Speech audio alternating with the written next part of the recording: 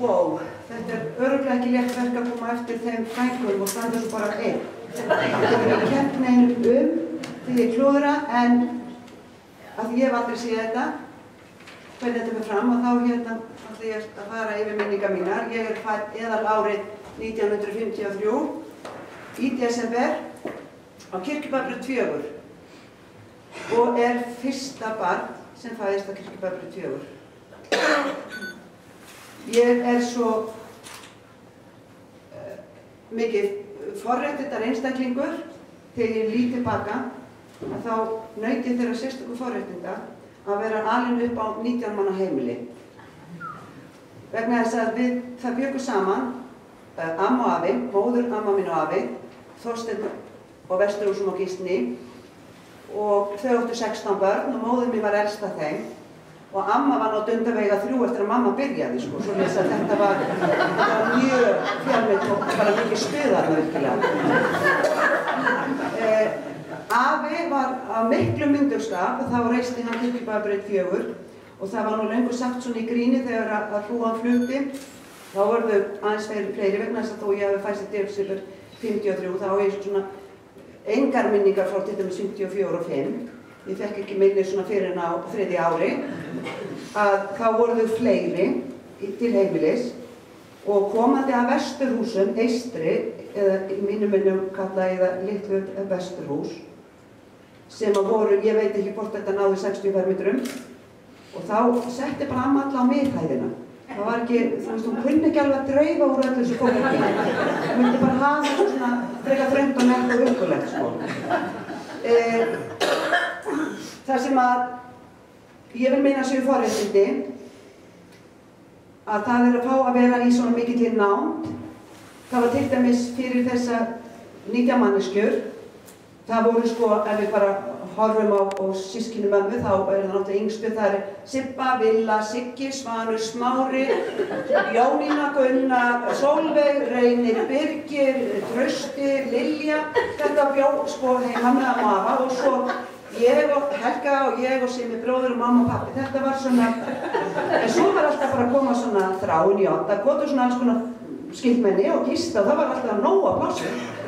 Þetta var bara vandamál. Við vorum til dæmis í ótrúlega hvernig hlutirnir breytast á ekki löngu tíma að við áttum heima, eða vorum uppi og þar var sko lítið stofundir súð og svo herbergjendur súð sem passaði eins svona svefnsófi sem var náttúrulega tekinn upp á daginn, því annars var ekki hægt að labba þar. Svo voru kojur og svona bretti undir, sko. Og þetta var sneiðsófi og ein kommada með 5 góðum kommóðskúfum og þar var aðlegan og maður átti nóg að öllu. Ég ætla bara að segja ykkur það, maður átti nóg að öllu. Ég rek ekki minni til þess að manni hafi vandað eitthvað eða sérstaklega langað eitthvað. Lífið snerist bara einfaldlega ekkert það. Og svo var líka upp í strákaherbyggi sem alltaf gæti öll herbyggi hétum eitthvað. En það sem svona merkilegast að mínu mati, það var 1 klósett. 1 klósett. Og þá það var náttúrulega vaskur þar inni og baðkar. Og ég nefnilega var svo heppin í gærkvöldi, ég átti að skila kveðjum frá Vesturhúsa fjölskyldunni minni. Móðurfeistunni við höldum alltaf, vorum búin að halda í 40 ár svona frænguklúbba, einu sinni mánuði borðum við saman og við heitum saumaklúbburinn Hraðar hendur því að það mikil vinna sem verður fram. Mikil vinna. Og ég einn svona ígæða. Og þá var við spurja, það var nú eina sem ég sagðist ekki vilja ræða við hvernig hefur verið að búa á Kirkjubæbrautinni vegna þess að þetta ættu jú að vera mínar minningar. En ég sagði, við fólk, vitaði hvort að þær ættu öðruvísi minningum það að því ég man aldrei til þess að það hefur nokkuð tíma verið biðrið á þetta klósett. Nú stend ég hérna og mér finnst ég bara ekkert gömul og það bara að það ekki 2 klósett en þú varst að kaupa íbúð með bara 1 salerni. Og verið 2 hjónin, skiljið. Ég skil ekki alltaf svona, þú veist, þessar rosalegu breytingar og þess vegna er ég svo þakklátt fyrir að fengið að alast upp við þetta. Það var náttúrulega, sjálfsög áttu maður vinir við Kirkjubæbrautina. Það var svona, eins og þær nefndu gegnum Faxastíðin, að það var svo ofboðslega mikið af krökkum að leika sér. Eins og ekkert sjónvarp. Og þú veist, þetta var dásamlegt. Sólarhringur var bara ekki nógu langur til þess að vera í öllum leikanum. Það var ömurlegt þegar ég heyrðist kannski klukkan 9. Gráðgar, koma inn. Maður var bara rétt að volna í leikjanum. Þetta var svona, og stundum dróst þetta til 9:30 og það var svona smá bónus. En þessir frændur mínir, Svanur og Sigurvin og Smári var alveg einstaklega stríðinn. Í dag myndum við líklega nota nafn sem heitir Einelti, því að honum fannst, ég lá mjög vel við haki, ég elska hann út á lífinu og aldrei nokkur skapað hlut við hann. En lítið dæmi, ef hann opnaði munni þá trúði ég. Og ég var illa haldin að minnimáttakennd vegna þess að ég var einstaklega mjó og rindlisleg. Ég var með hvítt hár, ég var með frakk. Þetta var ekki alveg draumurinn indíánamyndir sem ég hafði séð. Svoleiðis að ég bar þennan harminn reyndi að bera hann í hljóði, en hafði eitthvað viðrað þetta við Smára, hvað þetta væri svona ekki mjög spennandi framtíðarsýn. Svo hann hafði lausnir á öllu. Sama hvað oft ég datt í pottinn, en þá skildi ég alltaf trú honum. Og að sjálfsögðu, þetta var svona snemmsumar, síðlavors, snemmsumars og var á einstaklega gott veður og ég var náttúrulega takin í freknum. Það bara virtist enginn aðri vera freknundir á eins og heimili, heldur ég. Það var bara, ég var einn að mættu allar í ammalið á mér, sko. Og ég eitthvað hálfgrátandi yfir þessu við Smára og hann segir mér það að hann viti alveg lausnin á þessu. Og hann segir við þurfum að bíða aðeins með þetta, sko. En hann viti lausnina, þetta verði mjög fljótlega sem lausnin komin. Og svo þegar mamma og amma, þegar þær fóru í bæinn til þess að fóru til búð sem að gerðist nú ekki einu sinni viku því að var náttúrulega fullt af liði til að senda sko. En svo kannski hálfsmannalega og þá klæddu þau sér upp í sitt fínasta pús. Mamma í kápunum með skinnin og allt. Það var sko, þetta var svo mikil tilbrigði, það var ekki bara glemt sér hérna í gallabrókinu og skyrtinu og rifið sér út í búin. Nei, það var sko farið í sparidressi. Maður var sko fínn í þá daga. Þá kemur Smári, því að þetta var náttúrulega bara vita deginum áður að þær ættu að fara kannski bara niður hjá Gunnu Lofs eða einhverja verslu. Þetta var svo mikið undirbúningur undir þetta. Smári segir við mig, það er á morgun, Bergo, það er á morgun. Sko, það er morgun, það verður svona morgun og þá redda ég sko, ég bara gera þetta. En ég er æðislega spennt. Svo hann segir ég þurfa að stelast inn og sækja sigti. Það voru svona jafnsigti, þú veist til að segja, sigta. Og það var nýbúið að byggja svona ekki alveg klára bílskúrinn. Notabene það rangt á heimaslóðan hafi byggður 1978, það skekkast sem að vona til Eiríksins einhvern tímann. En allavega það var svona búið að byggja hann svona mestu leit og það var alveg stránglega bannað að fara upp á bílskúr. Það var bara lappabrót og eitthvað svona vesinni þessari stórfjölskyldu voru bara ekkert í boði. Og Smári leið og mamma og þær eru komna bara fyrir hornið á Kirkjubæjarbrautinni og Smáravaktinni sko, náttúrulega aðeins eldri en ég. Og hann lyftir undir botninn á mér og ég upp á bílskúr því að ég átti að því að það var svo góð sól og freknuna voru svona út allt.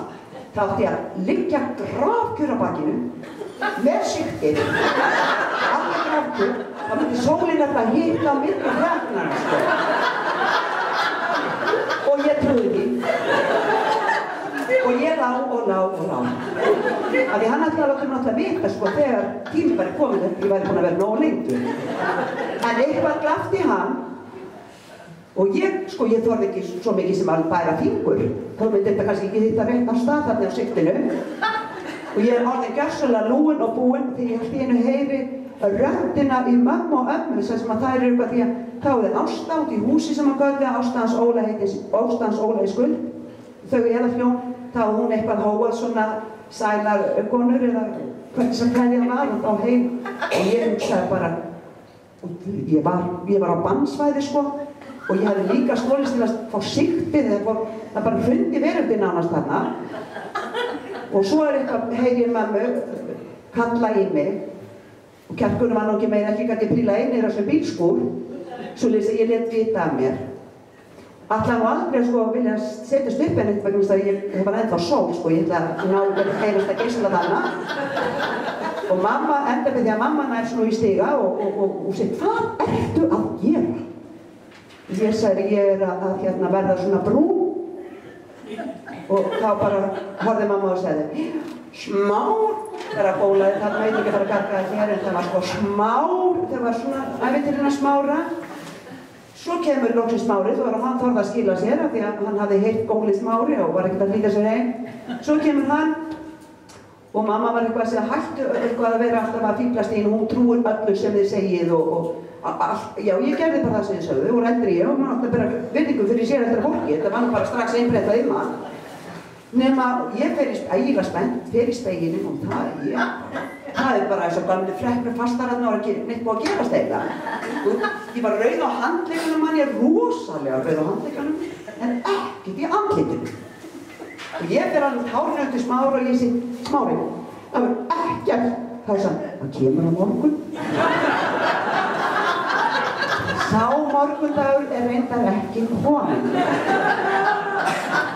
En ég man til dæmis, ég ætla bara svona stikla á stóru, þegar ég að hugsa tilbaka að það var aldrei róðari, það var aldrei drast og það var alveg óbóðslega hreint. Ég reyndar heyrði það svo því ég var aðeins eldri og Kirkjubæjarbrautin var til sölu að það var svona verið að velta vöngum yfir því svona gárungarnir í Eyjum. Hvort það ekki að lækka verði vegna þess að það var svolítið þunnir veggirnir á Kirkjubæjarbraut 4. Það hefur verið svona snirtipinnar sem bjuggu þar, þetta var alltaf þrífandi alla veginn og það væri svona kannski aðeins farið að þynnast. En það er rosalega gott að eiga minningunum og þá er ég að meina frá hjartans rótum að eiga minningunum það og ég held maður bara nánast að það fengið það með brjóstamjólkinni. Þú sparkar ekki af þér skóm eða það var alltaf bara gengið frá hlutunum jafn óður, allir, það var engin undan það. Strákarnir líka, við vorum ekkert að tínubetti þá. Þetta var mjög réttrétti þarna bara strax í byrjun. En svo voru svona sérstakir viðburðir eins og þvottadagarnir. Það var sko ekki þvottadagurinn. Þetta voru cirka bát 90 rúm og svo voru gestir, kannski 2 og 3 og svona. Þetta var, þá voru mamma og amma, þær voru bara í sloppanum og í svona 2-3 daga því að þetta þurfti mikið að sjóða og það þurfti að setja kol í pottinn og svo þurfti að, fyrst var það nú allt lagt í bleiki og svo tilfæringarnir að klemma þetta út á snúru drottinu sæll og góður. Ég ætlaði að gerast hjálpleg. Það var bara mamma þurfti ekki að fara í bæ í mánuð. Þá hafði ég bara rokið út og klemt þarna úr einni pósuninni og þá kom bara svona kottaver og svo kom lagið og þetta var mikið sjokk. Þetta skildi vera driftfítt og alveg í réttum röðum, ekki vera að þvæla þessu svona. Ég hafði eitthvað verið svona, byrjaði kannski snemma að hafa eitthvað bíla skoðanir sem var kannski ekki mjög vinsælt endilega, en ég hafði eitthvað sagt, þá var þetta ekki alveg jafn hvort að þetta hérna meginn eða þarna meginn. Nei, það þarftu bara að vera svona. Svo maður lærði það. Svo man ég það að þegar jólin fóru að nálgast jólin, það voru náttúrulega sjálfsögðu voru ekki verið haldið upp á afmæli. Það hefði bara verið 1,5 afmæli í mánuði eða 2. Það náttúrulega var ekkert svoleiðis að það var ekkert, maður átti afmæli og það var satt til afmæli með afmæli. En þegar jólin nálgust þá var þvílíkur spenningur. Af því þá komu 1 epli á mann. Og ég man ein jólin og þau voru, vitið það er ekki framleitt svona epli í dag þess að þau voru eiginlega öll jafn stór, öll jafn rauð og með spotta svona, þetta var bara skraut. Svo við vorum svo hamingjusöm, yngstu það fengum ekki allir, en við sem yngstu vorum kannski cirka bát 10 stykki, að við settum það náttúrulega bara á hillunni, það sem myndi kallast arinn í dag, hillunni þar yfir ofninu. Sko, við ætlum ekki að fara að borða þetta bara fyrir á aðfangadag, þetta var svo merkilegt. Og okkur fannst þetta svo flott skraut að við ákvæmum að gíma það fram, sko, náttúrulega milli jól og nýjárs. En svo þegar bitið væri við eplin, þá voru þið brúna innan. Þið voru ekki að blá ofninu, sko. Hugsaðum að tímdi ekki eins og það er önnur tíð í dag, en þetta eru dásamlega minningar og ég tala nokkuð um jólabaðið. Það var náttúrulega, það gefur augaleið að það er mjög erfitt að, en það var gert fyrir jólin alltaf. Og þá, við allavega uppi, við 5 manna fjölskyldan, við vorum bara í balanum á eldurskólinu. Ég bara ætlast til þess að einhver mun eftir balaæventýrinu og reynu nápöttanum sko með pressu, brot í buxunum, móður mín var nú snirtipinni. Þetta var svo fínt.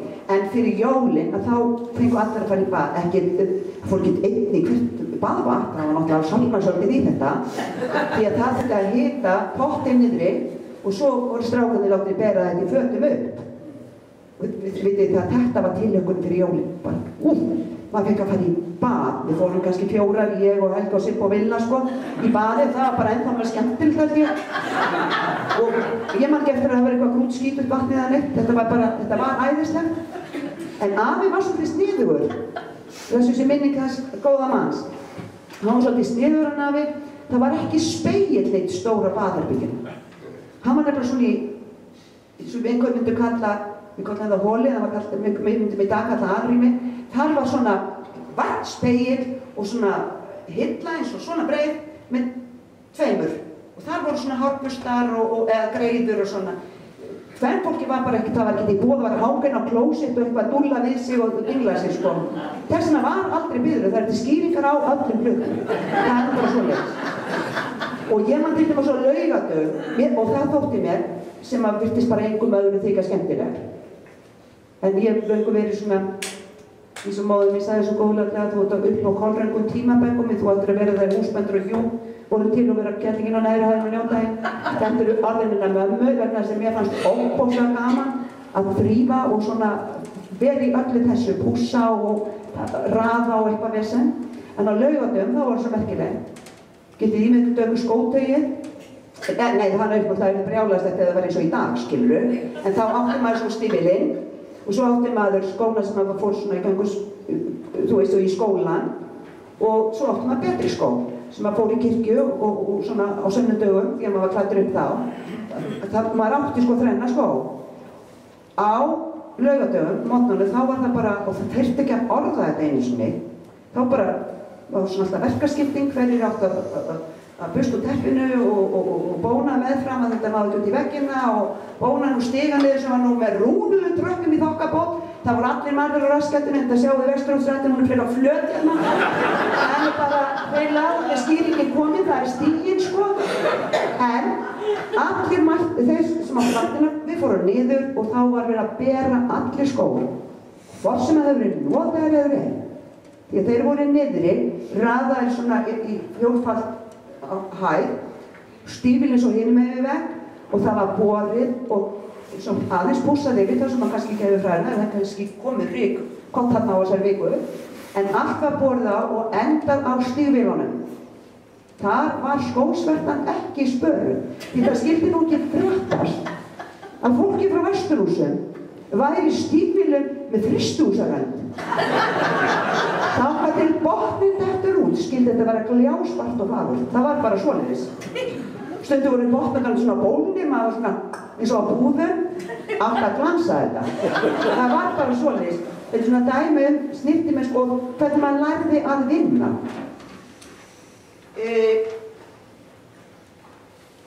Leikirnir, vafalítið voru leikirnir mjög svipaðir eins og á faxasteiknum. Það var verið að ná í pottinn og það var verið í indjánaleik og það var í flatningsspýtan og það var í kíl og allir þessu bráðskemmtilegu leikir. Og svo var mjög vinsælt hjá okkur á kirkjubæfrinni að fara á Toppatún. Og svo var í mínu minni þá var það rétt það sem að Einar tannlæknir átti heima, þar var Jói, maður sem átti árabát sem var á hvolfi. Og það var ægilega vinsælt að fara þangað og rugga sér fram og tilbaka á þessu blessaða árabát. Við lítið farmur hans sko. Og svo gáðu honum nafni bara Jói Vassfata, vegna sem við komum jafnan holdvot heim. Ég var svo gaman að rugga og samt voru að reyna að setja strákanum svona aðeins á vakt sko ef hann skildi því alltaf bara birtist hann með vassföturnar og gusaði okkur þarna niðra. En það var svo ofboðslega lítið ungmanns gaman, það þurfti svo lítið til. Toppatúnið, ef það var snjór, allir mættir. Vilpan, vitið að þetta var heil paradís. En ég verð að viðurkenna því að þær áttu minningar Austurbænum, fóru held ég bara alveg yfir á skólaveg. Já. Ég bara, heimurinn minn var Kirkjubæjarbrautin. Ég vissi ekkert leiðilegra heldur en ef ég þyrfti að fara með mömmu eða ömmu niður í bæ sem var nú eins sjálfgeft og ég búin að segja frá. Vegna þess að það var, heimurinn var bara þarna. Þetta var svo óskaplega skemmtileg. Og til dæmis lítið dæmi að það var mjög misjafnt svona hvernig fólk bjó. Ég kom í hús sem var reyndar tilheyrir ekki Kirkjubæjarbrautinni en var þarna og það var mjög fínt hús. Mér fannst alltaf rosa fínt hjá okkur, var allt fínt. Við áttum allt nóg að öllu. En þarna kom ég inn í hús sem að mér var eiginlega mjög starfsýnt vegna þess að það bara glitraði þarna inn í svona tvöfalda stofu maður minn. Hún var ábyggilega 8 fermetra stofan hjá okkur, já bara fjölskyldunni sko. Svo sáttu bara hinir í hólinn og hlustuðu eitthvað fram í sparistofunni. Mér var eitthvað starfsýnt á og þá húsmóðurinn sér það og hún segir, já, þetta sko kristall sem að ég á. Hér til kristall. Og ég hafði nú bara ekki heyrt orðið kristall. En hugsaði, hún að meina glerið. En var nú ekki svo dónaleg, vegna þess að ég átti að vera balinn, þó að kannski breyst eitthvað með árunum, en að þá hugsaði ég, já, hún að tala allt þetta glerið, því það glitraði svo á þetta. Og ég segi, já, þetta rosa flott. Og þá segir dóttir hennar, mamma mín safnar kristall. Og ég horfði á þær mæðgur og segi, mamma mín, hún safnar tölum. Og veit ég hvað, mér fannst það alveg jafn flott. Tölubóksina mömmu, mér fannst það alveg, það var svo óbúslega gaman maður að flokka eftir lit og stærð og þetta voru alls konar, maður búið til fullt af leikjum og tölubóksina. En hérna þessi blessaða húsmóðir, fínasta kona, að henni var svo þessu ummæli því að ég náttúrulega hljóp ekkert heim og kjafta frá hvað ég sagt, en hún kom, húsvitjað og sagði, hvað heldur hann bara sagt? Hún sagði, já, mamma mín safnar tölum, af því að þetta fannst henni ekki mjög flottu samanburður sem sé. Svo urðu mér á önnur svona skemmtileg mistök og allt takaði fram, þetta var allt yndislegt fólk bytti fyrir, það var bara kannski misjafnt hvernig reglurnar voru á milli heimila. Annað skipti kemi og það var það í annað frekar en 3 skipti sem kom inn í það hús. Bjó þar afskaplega gott fólk og myndalegt og sérstaklega myndalegt. Og hérna, ég fer hérna upp á efri hæðina af því ég var að fara að leika við 2 börn sem byggu þarna. Og svo verður mér maður að pissa ekki frá svo færandi og ég hleyp niður og spyr húsmóðurinn hvort ég fara á klósettu.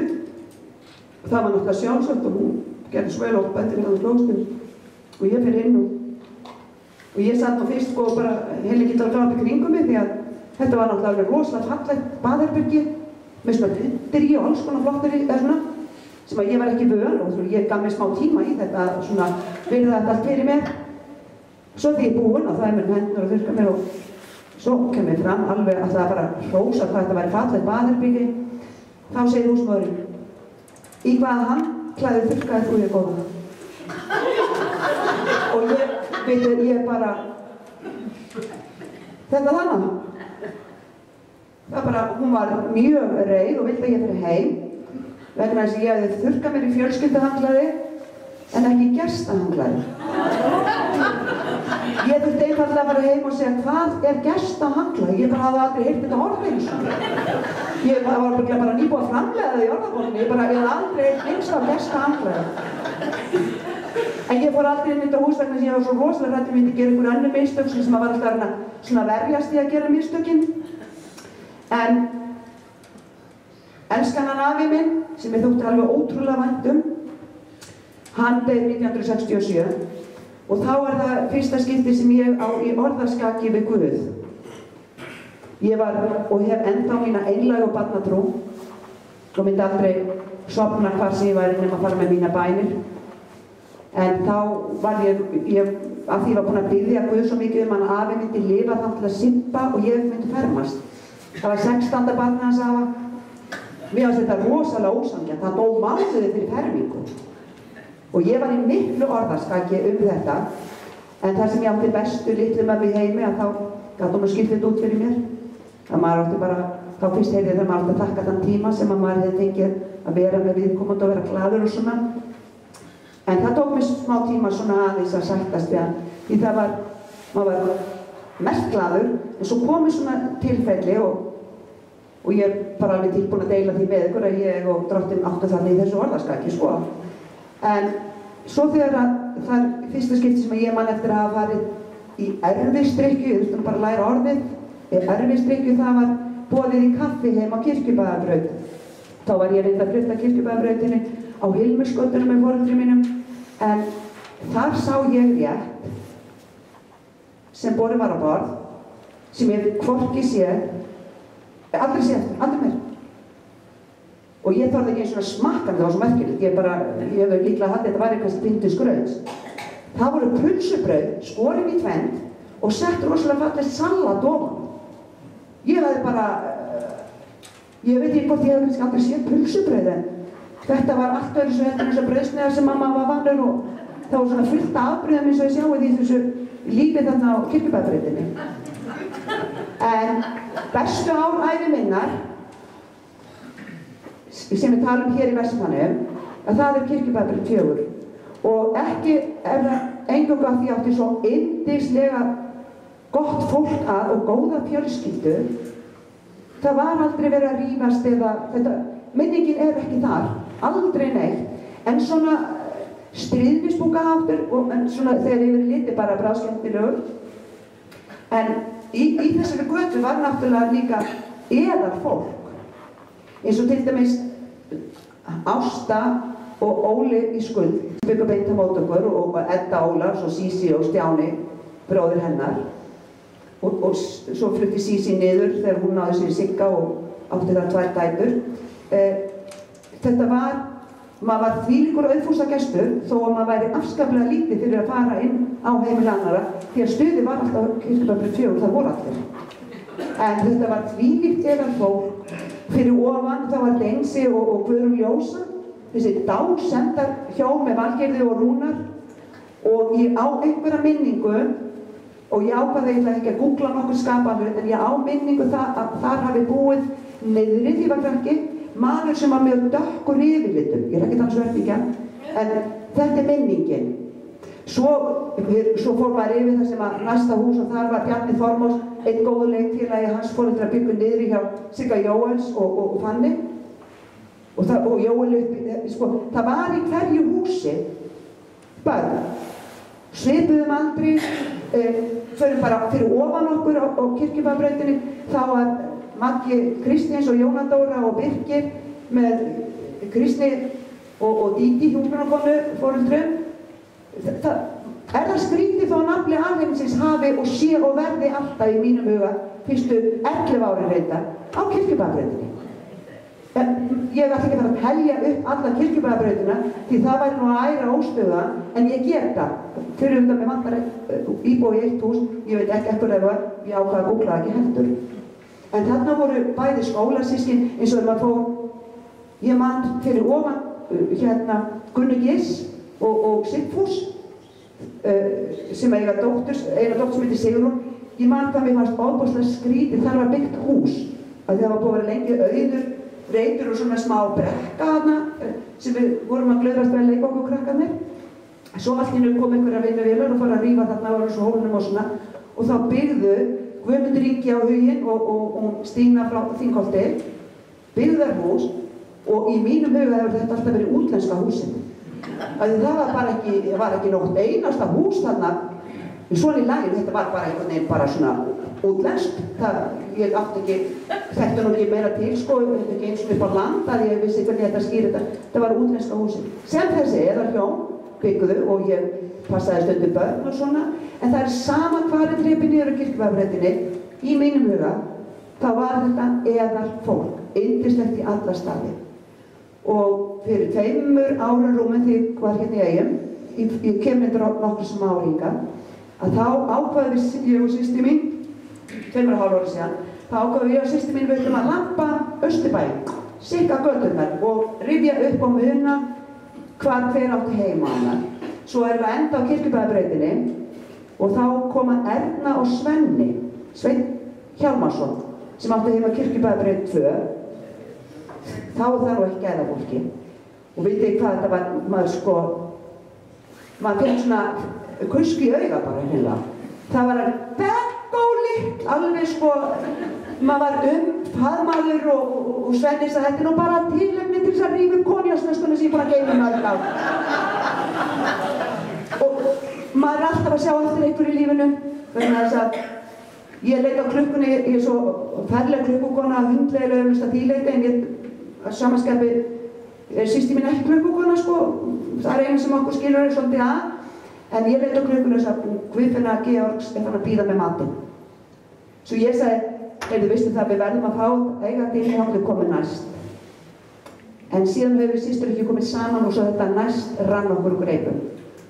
En ég syns, já, Maggjadölum niður á Hafni með Ínu og Heiðu og Magneu, þetta var endalaust paradís. Svo fór maður aðeins fyrir Hafni, þú veist, maður var aðeins eftir að fór maður fyrir Hafni og fór í Heiðakvam.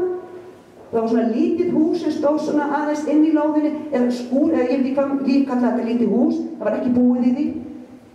Dásamlegt að sitja þar með kertaljós og draugasögur með strákandi sjónum. Og eitt skipti, maður var nú oft búinn að sitja þarna skjálfandi og svo þurfti maður að sko sofa ofan á Helgu systur með Simma-bróður í fanginu að hræðslu sko. Maður var á svo myrkvæli á draugasögunum, en eitt skipti þá var þarna eitt sem aðeins eldri við sem kom til að segja okkur draugasögur. Ég glemdi að segja okkur það vinur hans kom að því maður fór svona eitthvað lúgugat til að komast upp þarna sem súði maður. Allt í einu bara kemur ekki, sko draugur, bara hvít sem að bifast hægt upp. Það var gott að vera opni glugga í þá. Ég vissi við vorum frjálsum pissum í okkur, einn lendi í öskutinu, hann stakk sér svo rætt upp, hann bara stöð skól í öskutinu, krampúleiraðist allur. Það voru sko hetjurnar sem voru að hlusta á draugasögur sko.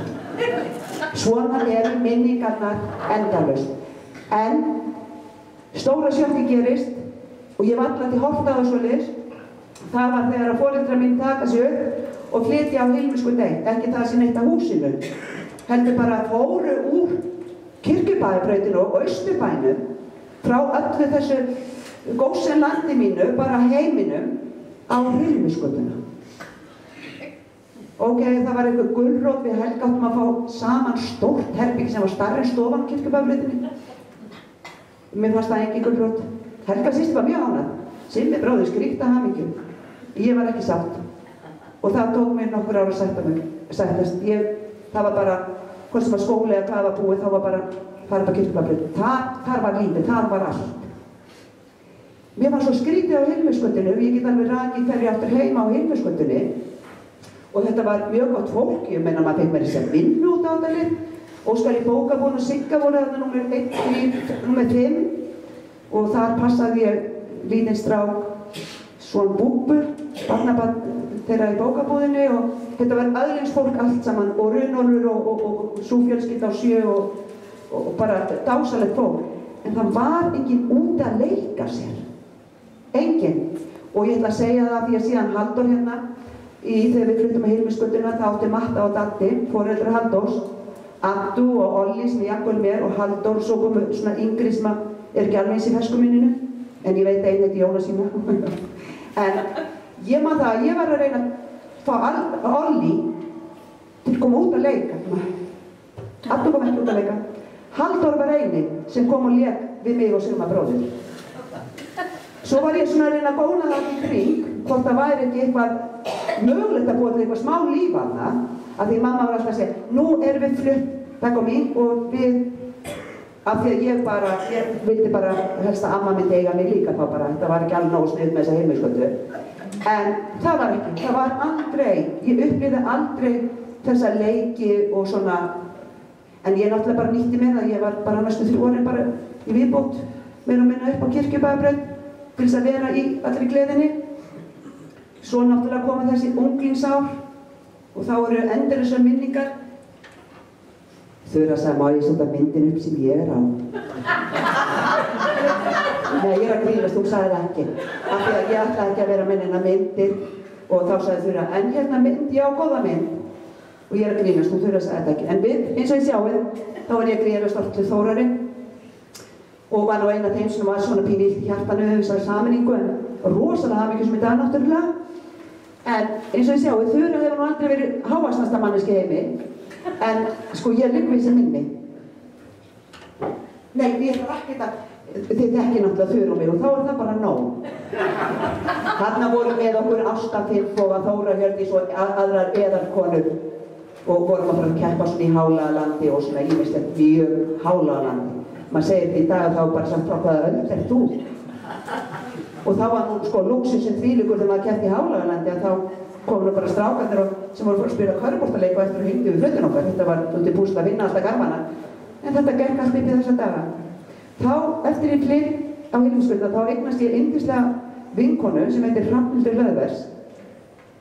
Og mér var svo gaman að því Hrafnhildur átti svona stóra fjölskyldu eins og ég, þó svo það væri ekki hennar systkini eða svoleiðis heldur.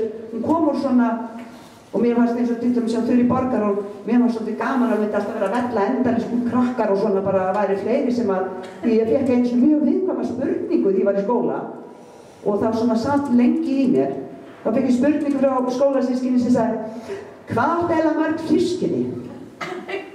Og ég alveg, 2? Nei. Hvað áttu mörg systkini? Og ég alveg, Helgu og Simma. Og vil ekki viðurkenna hún á heila hrúgu. Mér hefði svo sannarlega verið heiður að því að vera systir Vesturhúsasystkina en ég var því lána að þarna ég var dótturinn af móður minnar sem er mamma litla besta kona í heimi sko. En ég ætla ekki að taka mikið lengri tíma en mig langar, ef ég má, tímans vegna, móðir mín þessi hljóðláta, hægláta, yndislega manneskja sem að dó langt aldur fram, hún átti sér svona hlið sem að mátti náttúrulega ekki tala Hún var alltaf að setja saman ljóð og vísur. Og að mínu mati var hún nokkuð góð og mér langar að enda, það var til virðingu við móður mína, að enda á því að bróðir hennar var 50, þá samt hún þetta og bróðir hennar sem heit þessi sem að, ég var að segja þessi sko, þeir eru svo margir, þessi, hann Reynir, hann var nýdottinn í það að vera rosa spenntur fyrir að fara svona með stöng og veiði í ám og svona, þú veist, þess að flottari veiði, ekki að bát. Og mamma samdi til hans á afmælisdeginum, vinur minn það vita mátt, ef viltu fá þann stóra, þá veiðu stöng þér kaupa átt og verður nú ekki að slóra. Í ánni bíður eftir þér, sá stóri einhvern daginn, hann bröltir þar og byltir sér, svo verður til í slaginn. Með veiðistöng og veiðitól, með spinner, spún og sökku, með flotól, taug og fluguhjól og fleira dót í tösku. Ef enginn fæst nú fiskurinn, er ekki neitt að ræða, en alltaf má í annað sinn maðk á krókinn þræða. Er nú haldið heim á leið með öngulinn í rassið, framundan er gatan greið, grásvartur tjörumassi. Svo endar hún segir, hérna verða þáttaskil, hér ég enda braginn, að lokum þetta segja við til hamingju með daginn. Þetta var mamma litla.